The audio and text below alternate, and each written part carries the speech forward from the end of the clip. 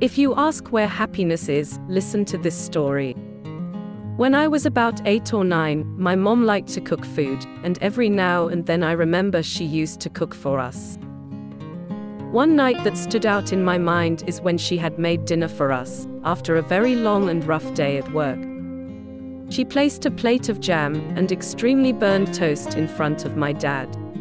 Not slightly burnt but completely blackened toast. I was just waiting to see if anyone noticed the burnt toast and say anything. But Dad just ate his toast and asked me if I did my homework and how my day was.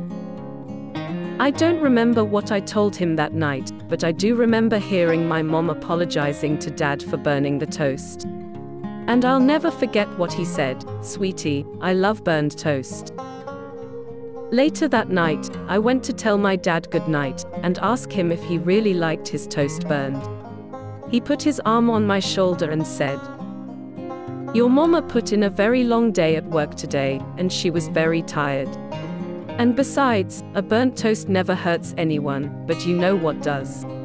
Harsh words. Then he continued to say, "You know, life is full of imperfect things and imperfect people. I'm not the best at hardly anything, and I forget birthdays and anniversaries just like every other human. But what I've learned over the years is that learning to accept each other's faults and choosing to celebrate each other's differences is one of the most important keys for creating a healthy, growing, and lasting relationship. Life is too short to wake up with regrets. Love the people who treat you right, and have compassion for the ones who don't. In life, you need to learn to empathize with the weaknesses and limitations of others. Sympathizing with the life, the personality of everyone in the family, friends, husband, and wife, will help you have a harmonious life around.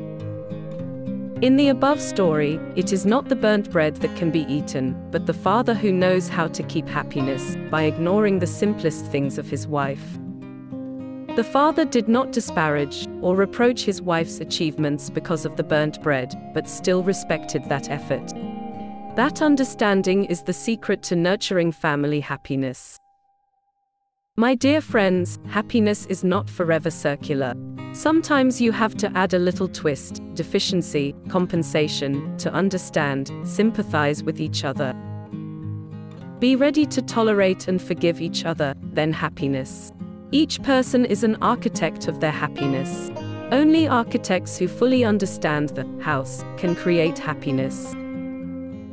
Happiness does not come to you, but yourself, to reach happiness. The art of finding happiness lies in the power, when you know how to harness joy, in the little things in everyday life.